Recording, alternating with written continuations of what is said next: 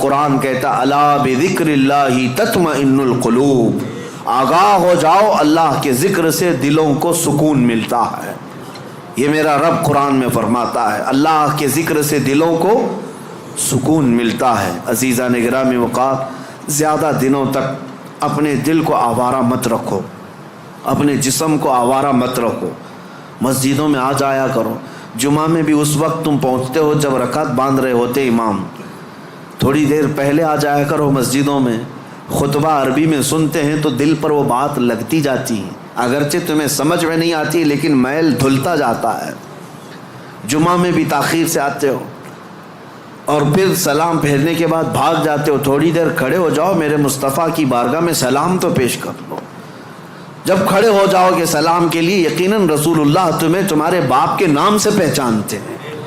تمہاری طرف سے سلام آ رہا ہے تو کیا میرے مصطفیٰ جواب نہیں دیں گے؟ ادھر سے اگر جواب آیا تمہارے سلام کا تو یقیناً تمہارے دل کی صفائی ہے اس میں۔ ان محفلوں سے کب تک تم بھاگتے رہو گے؟ مسجدوں میں کبھی وقت سے پہلے آ جاؤ۔ حضور پاک صلی اللہ علیہ وسلم نے ایک چیز بیان فرمائی، وہ میں آپ کے سامنے رکھتا ہوں۔ منافق اور مومن کی پہچاننے کا طریقہ کیا ہے؟ حضور فرماتے ہیں منافق مسجد میں سب سے لیٹ آتا ہے اور سب سے جلدی بھاگتا ہے، مسجد میں سب سے تاخیر سے آتا ہے اور سب سے جلدی بھاگ جاتا ہے۔ اسی لیے مجھے ڈر لگتا ہے، آپ کو بھی خوف ہونا چاہیے کہ منافقوں کی فہرست میں ہمارا نام نہ آ جائے۔ دیکھتے رہتے ہیں ابھی ٹائم ہے، لاسٹ مومنٹ پر پہنچیں گے اور پھر ادھر ختم ہوتے ہی بہت سب سے پہلے بھاگیں گے۔ حدیث پاک میں ہے منافق کی علامت ہے۔ اور پھر دوسری علامت منافق کی کیا ہے؟ حضور فرماتے ہیں بازار میں بہت جلدی جاتا ہے اور بہت دیر کے بعد بازار سے نکلتا ہے، کافی دیر تک شاپنگ مال میں وقت گزارے گا، اس کا دل لگتا ہے وہاں پر، مارکیٹ میں شاپنگ مال میں گھومتا رہے گا، بہت جلدی مارکیٹ میں جائے گا اور بہت دیر سے نکلے گا۔ میرے عزیزو، یہ منافق کی پہچان اور دل کالا ہونے کی علامت، اور مومن کی پہچان میرے آقا فرماتے ہیں مسجد میں جلدی آتا ہے اور دیر سے جاتا ہے، بازار میں صرف اپنے کام کے حد تک جاتا ہے اور فوراً وہاں سے بھاگ جاتا ہے۔ مومن کی پہچان ہے۔ اس لیے میری یہ نصیحت ہے نوجوانوں کو کہ یہ ذکر کی مجلس قائم کرو، زیادہ دیر تک اپنے دل کو آزاد مت چھوڑو، زیادہ دیر تک دل کو آزاد مت چھوڑو، ورنہ یہ خواہشات تمہیں بہت دور تک لے جائیں گے۔ دل بوجھل ہو جائے گا، دل سخت ہو جائے گا، دل کالا ہو جائے گا۔ دیکھنا زمانہ ہو گیا آنکھیں روتی نہیں آج اللہ کی یاد میں، رب تبارک و تعالیٰ کی یاد میں روتے ہو کبھی؟ دل سخت ہو گیا ہے۔ حضور پاک صلی اللہ علیہ وسلم کی جدائی اور ان کی دوری کبھی تمہیں رلاتی ہے؟ موت آنے والی ہے، کیا وہ قبر کی سختیاں اور اس کی تنہائیاں تمہیں کبھی رلاتی ہیں؟ سوچ کے روتے ہو کہ کیا ہوگا میری قبر میں جب مجھے ٹائٹ باندھ کر کے لوگ چھوڑ کر چلے جائیں گے؟ کیا ہوگا میرے ساتھ جب اوپر نظریں اٹھاؤں گا تو تختیاں بند نظر آئیں گی، گھٹن محسوس ہوگی قبر میں؟ کیا ہوگا؟ اس یاد سے کبھی آنکھیں روتی ہیں؟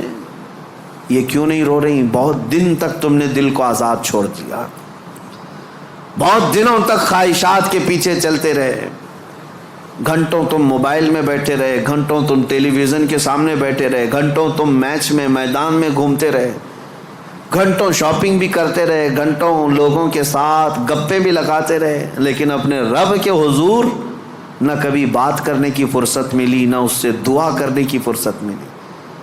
تمہیں پتہ ہے دنیا والے مانگنے سے ناراض ہوتے ہیں، اور حدیث پاک میں ہے اگر بندہ مسجد میں آیا اور اللہ کی بارگاہ میں دعا نہ کر کے گیا، اللہ اس سے ناراض ہوتا ہے کہ مجھ سے مانگتا تک نہیں اب یہ بندہ، تمہارا مانگنا اسے پسند ہے پھر بھی تم مسجد میں نہیں ہو۔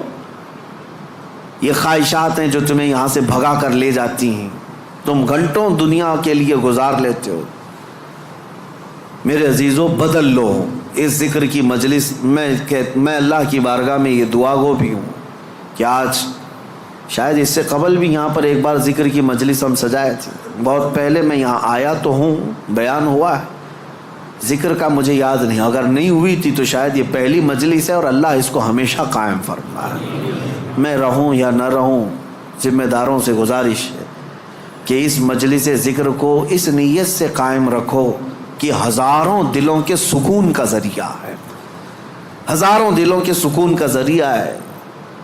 میرے عزیزوں، بڑے بڑے کروڑ پتی لوگ آج آشرم جاتے ہیں، 2 دن 3 دن کی چھٹیاں لے کر اپنے پنڈتوں کے چپلوں میں بیٹھتے ہیں۔ وہ یہ چاہتے ہیں کہ دنیا کی ہمہ ہمی سے نکل کر کے کسی آشرم میں بیٹھے۔ ان کے دلوں کا قرار اور سکون کہاں ہے؟ کفر میں اور شرک میں۔ لیکن ایک حالت یہ ہے کہ تمہیں روز اللہ کریم سکون کے لیے یہاں بلاتا ہے، تم آتے نہیں، تو کم از کم اتنا تو کرو، ہفتے میں 1 مرتبہ اس طرح کی مجلسوں میں شریک ہو جائے۔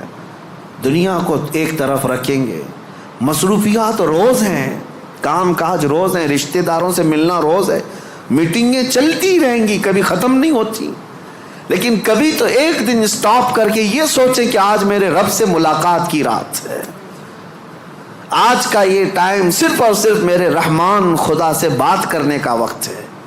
اس لیے تو ان مجلسوں میں آ جایا کرو۔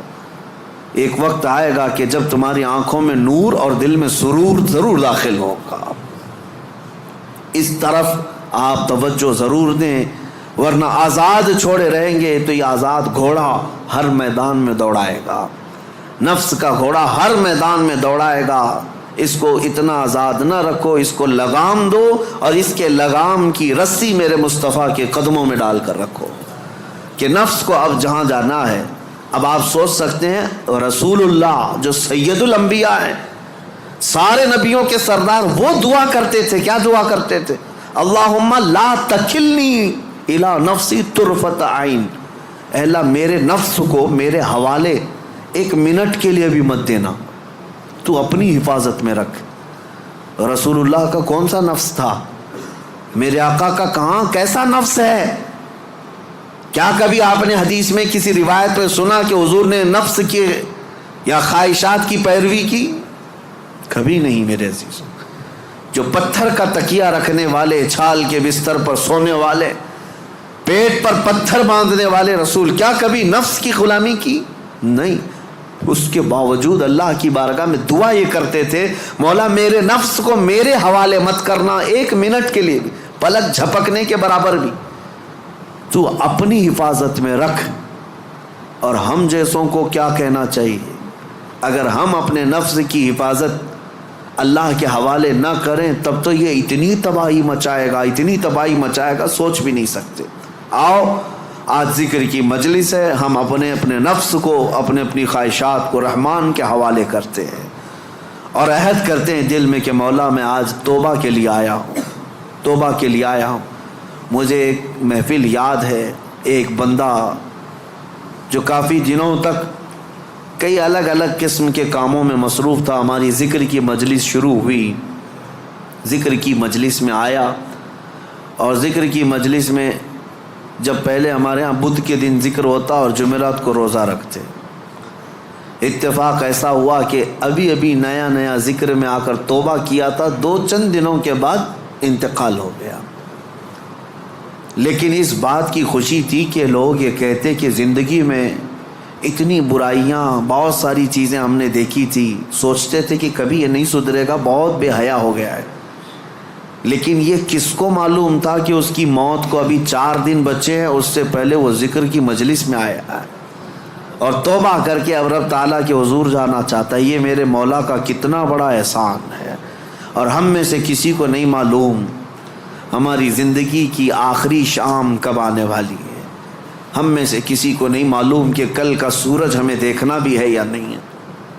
کاش رب تبارک و تعالی ہم غلاموں کے ساتھ بھی یہ احسان کرے کہ جب موت قریب آنے والی ہو وہ اپنی مجلس ذکر کا ہمیں مشتاق بنا دے، اور ذکر زبانوں پر جاری رہے اور روح ہماری نکلتی رہے۔ جس کی دی ہوئی روح تھی اسی کا نام لیتے ہوئے اسی کے دربار میں جائیں تو میرے عزیزو زندگی وصول ہو گئی، زندگی وصول ہو گئی۔ لیکن کچھ کو تو دیکھا گیا برسوں نماز پڑھتے رہے، شیطان غالب آیا، نفس غالب آیا، اور ایسی بے حیائیوں میں لگ گئے اور گناہوں پر ان کی موت آئی. یہ بھی ہے. میرے آقا نے فرمایا تقدیر کا لکھا غالب آ جاتا ہے. آخر وقت کس کا کس طرح سے آتا ہے پتہ نہیں. لگے رہو ان مجلسوں سے اور اپنے دل کو صاف کرنے میں لگے رہو. نبی پاک صلی اللہ علیہ وسلم کی بارگاہ میں عریضہ پیش کرتا ہوں. یا رسول اللہ، تو جو چاہے تو میل میرے دل کے دھلے. حبیبی آقائی مولائی ملجائی، تو جو چاہے تو میل میرے دل کے دھلے. کہ خدا دل نہیں کرتا کبھی میلا تیرا. ایک میں کیا میرے عصیاں کی حقیقت کتنی، مجھ سے 100 لاکھ کو کافی ہے اشارہ تیرا. ایک بار وہ مصطفیٰ اشارہ کر دیں، میرے ایک کے گناہ کتنے ہوں گے، لاکھوں لوگوں کے گناہوں کو اللہ تعالیٰ معاف فرمائے گا. آؤ آج ذکر کی مجلس ہے، اسی رقت کے ساتھ، اپنے دلوں کی حضوری کے ساتھ، رب کی بارگاہ میں حاضر ہونے کے احساس کے ساتھ مجلس ذکر میں کھڑے ہوتے ہیں اور نہایت ہی ادب و احترام اور خلوص کے ساتھ مولا کریم کو مناتے ہیں تاکہ اس مسجد میں بھی برکتیں ہوں اور ہمارے دلوں میں بھی برکتیں داخل ہوں. ہمارے دلوں میں بھی برکتیں داخل ہوں اور اس دل کو اتنا پاک کر لو کہ جیسے مسجد آج چمک رہی ہے تمہارا دل بھی اتنا چمکنے لگے. کیونکہ مولانا فرماتے ہیں، مولانا روم مثنوی شریف میں فرماتے ہیں کعبہ بنائے خلیل اطہر است. کعبہ بنائے خلیل اطہر است، وہ دل گزرگاہ رب جلیل است. خانہ کعبہ جتنا عظیم ہے نا، وہ کیوں؟ حضرت مولانا فرماتے ہیں وہ تو ابراہیم علیہ السلام کی بنائی ہوئی عمارت ہے، لیکن تمہارے سینے میں جو دل ہے وہ رحمان کا گھر ہے، وہ رب تعالیٰ کی گزرگاہ ہے. قلب المؤمن عرش اللہ، مومن کا دل اللہ کا عرش ہے.